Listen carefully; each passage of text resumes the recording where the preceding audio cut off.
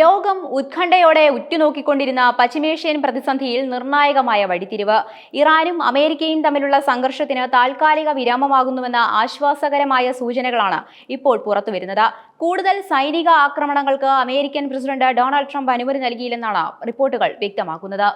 ഒപ്പം ഹോർമുസ് കടലിടുക്കിലെ പ്രതിസന്ധി പരിഹരിക്കുന്നതുമായി ബന്ധപ്പെട്ട് ഒമാന്റെ മധ്യസ്ഥതയിൽ നടന്ന ചർച്ചകളിൽ വൻ പുരോഗതി ഉണ്ടായിട്ടുണ്ടെന്നും ഈ ആഴ്ച തന്നെ ഇത് സംബന്ധിച്ച സുപ്രധാന കരാർ ഒപ്പുവെച്ചേക്കുമെന്നും സൂചനയുണ്ട്. കഴിഞ്ഞ കുറേ ദിവസങ്ങളായി പശ്ചിമേഷ്യയിൽ അന്തരീക്ഷം യുദ്ധഭീതിയിലായിരുന്നു. എന്നാൽ പുതിയ സംഭവവികാസങ്ങൾ മേഖലയ്ക്ക് പുതിയ പ്രതീക്ഷ നൽകുന്നു. ഇറാനെതിരെ ആക്രമണം കൂടുതൽ വ്യാപിപ്പിക്കുന്നതിൽ നിന്ന് ഇസ്രായേലിനെ അമേരിക്ക കർശനമായി തടഞ്ഞതായാണ് പുറത്തുവരുന്ന ഏറ്റവും പുതിയ റിപ്പോർട്ടുകൾ. സംഘർഷം കൂടുതൽ രാജ്യങ്ങളിലേക്ക് പടരുന്നത് തടയാൻ അമേരിക്കൻ ഭരണകൂടം നയപരമായ ഇടപെടലുകൾ ശക്തമാക്കിയിട്ടുണ്ട്. ഇറാനെതിരെയുള്ള സൈനിക നടപടികളിൽ തങ്ങൾ യാതൊരു വിധത്തിലും പങ്കാളികളായിട്ടില്ലെന്ന് കുവൈത്ത് ഔദ്യോഗികമായി വ്യക്തമാക്കിയിട്ടുണ്ട്. അമേരിക്കയുടെ പ്രമുഖ മാധ്യമമായ വാൾ സ്ട്രീറ്റ് ജേണലിൽ വന്ന ചില റിപ്പോർട്ടുകൾ കുവൈറ്റ് അധികൃതർ പൂർണ്ണമായും തള്ളിക്കളഞ്ഞു.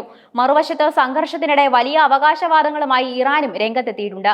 പുതിയ സംഘർഷങ്ങളിൽ അമേരിക്കയുടെ 11 പോർ വിമാനങ്ങൾ തകർത്തെന്ന് ഇറാൻ ഔദ്യോഗികമായി അവകാശപ്പെട്ടു. കൂടാതെ ഇറാൻ റവല്യൂഷണറി ഗാർഡ് കോർപ്പസിന്റെ കണക്കുകൾ പ്രകാരം മൊത്തം 200 അമേരിക്കൻ സൈനികർ ഈ ഏറ്റുമുട്ടലുകളിൽ കൊല്ലപ്പെട്ടിട്ടുണ്ടെന്നും അവർ അവകാശപ്പെടുന്നു. എന്നാൽ ഈ കണക്കുകൾ സംബന്ധിച്ച് അമേരിക്കയുടെ ഭാഗത്തുനിന്ന് ഔദ്യോഗിക സ്ഥിരീകരണങ്ങൾ ഒന്നും തന്നെ വന്നിട്ടില്ല. അതേസമയം അമേരിക്കയ്ക്ക് പിന്തുണയുമായി രംഗത്ത് വരുന്ന ബ്രിട്ടന് ശക്തമായ മുന്നറിയിപ്പുമായി ഇറാൻ രംഗത്തെത്തിയിട്ടുണ്ട്. ഇനിയും ബ്രിട്ടൻ അമേരിക്കയ്ക്ക് പിന്തുണ തുടരുകയാണെങ്കിൽ തങ്ങളുടെ നേരിട്ടുള്ള ആക്രമണങ്ങൾ ബ്രിട്ടന് നേരെയും ഉണ്ടാകുമെന്നാണ് ഇറാന്റെ കടുത്ത മുന്നറിയിപ്പ്. പ്രതിസന്ധികൾക്കിടയിലും മേഖലയിൽ സാധാരണ നിലയിലേക്കുള്ള തിരിച്ചുവരവിന്റെ ലക്ഷണങ്ങളും പ്രകടമായി തുടങ്ങിയിട്ടുണ്ട്. ഇതിന്റെ ഭാഗമായി വരുന്ന ഞായറാഴ്ച മുതൽ നാവിക ഗതാഗതം പൂർണ്ണമായും പുനരാരംഭിക്കാൻ ഖത്തർ ഭരണകൂടം കർശന നിർദ്ദേശം നൽകി. ഹോർമുസ് കടലിടുക്കിലെയും സമീപ കടലുകളിലെയും കപ്പൽ ഗതാഗതം സുഗമമാക്കുന്നതിനുള്ള നടപടികൾ ഖത്തർ ഇതിനോടകം തന്നെ സ്വീകരിച്ചു കഴിഞ്ഞു. എന്നിരുന്നാലും ഇറാന്റെ ഭാഗത്തു നിന്നുള്ള ഭീഷണികളും അമേരിക്കയുടെയും സഖ്യകക്ഷികളുടെയും നീക്കങ്ങളും അന്താരാഷ്ട്ര സമൂഹം അതീവ ജാഗ്രതയോടെയാണ് വീക്ഷിക്കുന്നത്. ഈ ആഴ്ച നടക്കാനിരിക്കുന്ന ഒമാൻ ഇറാൻ ചർച്ചകളും അതിലുണ്ടാകാൻ പോകുന്ന കരാറുകളും പശ്ചിമേഷ്യയുടെ ഭാവി സമാധാനത്തിന്റെ കാര്യത്തിൽ നിർണായകമാകും. എന്നാൽ US ഇറാൻ സംഘർഷത്തിന് താൽക്കാലിക ഇടവേളയായെങ്കിലും അതേസമയം സൗദിയും ഇറാന്റെയും പിന്തുണയുള്ള ഹൂതികളും തമ്മിൽ ഏറ്റുമുട്ടി. വെള്ളിയാഴ്ച യമനിലെ ഹൊദൈദ തുറമുഖവും അതിനടുത്തുള്ള കമാരൻ ദ്വീപും ലക്ഷ്യമിട്ട് സൗദി വ്യോമാക്രമണം നടത്തിയിരുന്നു. ഇതിന് പിന്നാലെ സൗദിയിലെ യാൻബവിലേക്കും ജിസാനിലേക്കും ഹൂതികൾ മിസൈൽ അയച്ചു. യാൻബുവിലെ സൗദി എണ്ണ ശുദ്ധീകരണശാലകളെ ലക്ഷ്യമിട്ട് 2 ബാലിസ്റ്റിക് മിസൈലുകൾ വെടിവെച്ചിട്ടുവെന്നാണ് റിപ്പോർട്ടുകൾ. അതേസമയം ജിസാൻ നഗരത്തിൽ മിസൈൽ ആക്രമണത്തെ തുടർന്ന് വലിയ തീപിടുത്തമുണ്ടായെന്ന് ഹൂതി വൃത്തങ്ങൾ അവകാശപ്പെട്ടു. ഹൂതികൾ ചെങ്കടലിൽ സൗദിക്ക് നാവിക ഉപരോധം പ്രഖ്യാപിച്ചിരിക്കുകയാണ്. ചെങ്കടലിലൂടെ വന്ന സൗദി എണ്ണ ടാങ്കറുകൾ ആക്രമിക്കപ്പെട്ടിരുന്നു. ഇതിനിടെ വെള്ളിയാഴ്ച രാത്രിയിലും US ഇറാൻ ഏറ്റുമുട്ടൽ ഉണ്ടായില്ല. 13 ദിവസത്തിനു ശേഷമാണ് ഇരു വിഭാഗവും ആക്രമണത്തിൽ നിന്ന് വിട്ടുനിന്നത്. ഇതിനു മുൻപുള്ള ദിവസങ്ങളിൽ ഇറാനിൽ അമേരിക്ക ബോംബിടുന്നതും മറുപടിയായി ഇറാൻ അറബ് രാജ്യങ്ങളിലെ അമേരിക്കൻ സൈനിക താവളങ്ങൾ ആക്രമിക്കുന്നതും പതിവായിരുന്നു. ഹോർമുസ് കടലിടുക്കിനെ കുറിച്ച് ചർച്ച ചെയ്യുന്നതിനായി ഒമാനിൽ നിന്നുള്ള പ്രതിനിധി സംഘം കഴിഞ്ഞ ദിവസം ഇറാനിലെത്തി. അമേരിക്കയുമായുള്ള സംഘർഷത്തിന്റെ ഭാഗമായി കടലിടുക്ക് ഇറാൻ അടച്ചിരിക്കുകയാണ്. ഇറാൻ വിഷയത്തിൽ നയതന്ത്ര നീക്കങ്ങൾ തുടരുന്നതായി അമേരിക്കൻ പ്രസിഡന്റ് ഡൊണാൾഡ് ട്രംപ് കഴിഞ്ഞ ദിവസം പറഞ്ഞിരുന്നു. ഇറാനുമേൽ കൂടുതൽ ആക്രമണം നടത്തുമെന്നും അദ്ദേഹം ഭീഷണി മുഴക്കി. ഹോർമുസ് വിഷയത്തിൽ അമേരിക്കയും ബ്രിട്ടനും അടുത്തയാഴ്ച ലണ്ടനിൽ ഉച്ചകോടി നടത്തിയേക്കുമെന്നാണ് റിപ്പോർട്ടുകൾ പറയുന്നത്.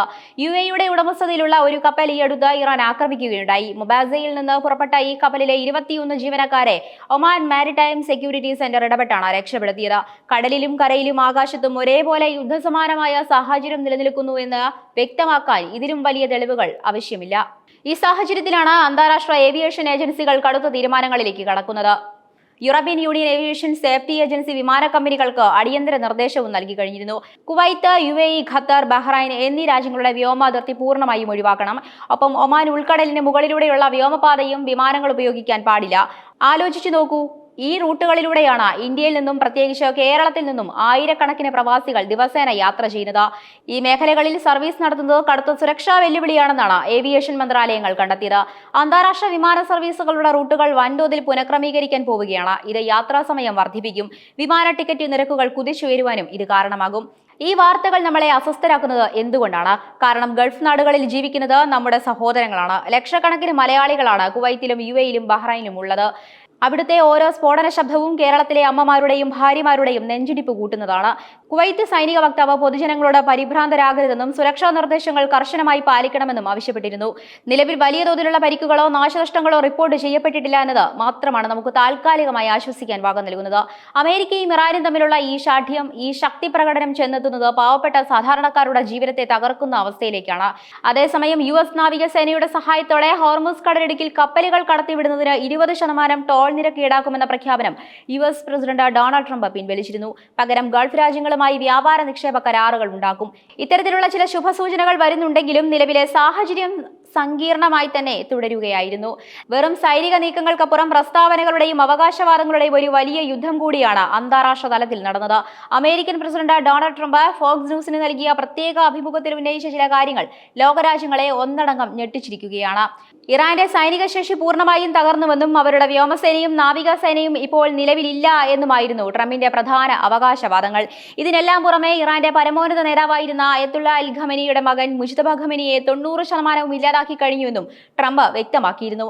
എന്തായാലും വരും മണിക്കൂറുകൾ പശ്ചിമേഷ്യയെ സംബന്ധിച്ച് മാത്രമല്ല, ലോക സമ്പദ്വ്യവസ്ഥയെ സംബന്ധിച്ചും പ്രവാസികളെ സംബന്ധിച്ചും നിർണായകമാണ്. ഇറാന്റെ ഭാഗത്തു നിന്നുള്ള കടുത്ത മുന്നറിയിപ്പുകളും അമേരിക്കയുടെയും സഖ്യകക്ഷികളുടെയും അടുത്ത നീക്കങ്ങളും അന്താരാഷ്ട്ര സമൂഹം അതീവ ജാഗ്രതയോടെയാണ് നിരീക്ഷിക്കുന്നത്.